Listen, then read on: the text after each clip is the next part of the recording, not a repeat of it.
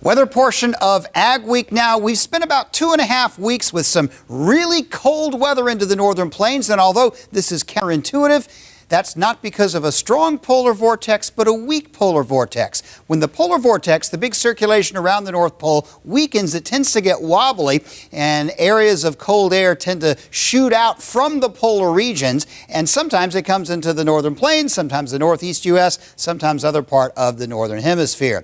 However, a little bit of good news. That polar vortex is now strengthening once again, and as it does so, the jet stream, the polar vortex will become much more circular, and in particular, the cold air will then stay locked in across the north. And because of all of that, the Arctic air across the northern plains will begin retreating. In fact, it's already doing so. So some good news there. We'll call it cool weather. The actual jet stream, the actual polar jet, has gone way far north for the weekend, but that's kind of a temporary move. And in fact, there will be some more troughiness appearing across the United States over the next couple of weeks. But as we go through the week, watch northern plains temperatures gradually moderate, and an area of fairly mild air in the central plains is expected to develop. And even as the jet goes further south, this will be, by later in the week, a more of a Pacific-oriented jet stream. So the Arctic air is going to be way up north and will be fairly mild across much of the central and northern plains,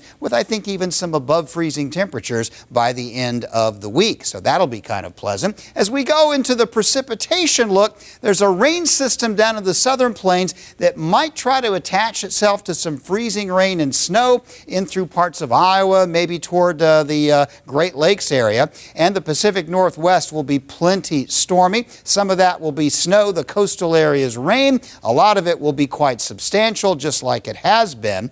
And there may even be a little bit of a snow system coming into some parts of the north. Probably not much going on this week, but into the second week there's a chance of that. Meanwhile, as we go to the second week now, January 22nd through 28th, the really cold air may start to filter back down. After all, the southern jet can't stay that far south too long. I don't think the weather the rest of the month will be as cold as the first half, but some colder weather is likely coming. Meanwhile, precipitation-wise, wet weather along the coast, maybe one storm system in the southeast, that would be thunderstorms, and maybe one quick snow system through the Midwest in late January, probably not anything particularly huge. So the pattern switch, couple of weeks of milder weather, not the rest of the winter, couple of weeks without so much heavy snowfall all the time. Both of these things are likely temporary, as winter is likely to return toward the latter part of January into February, and we'll likely have Arctic air into the northern plains again.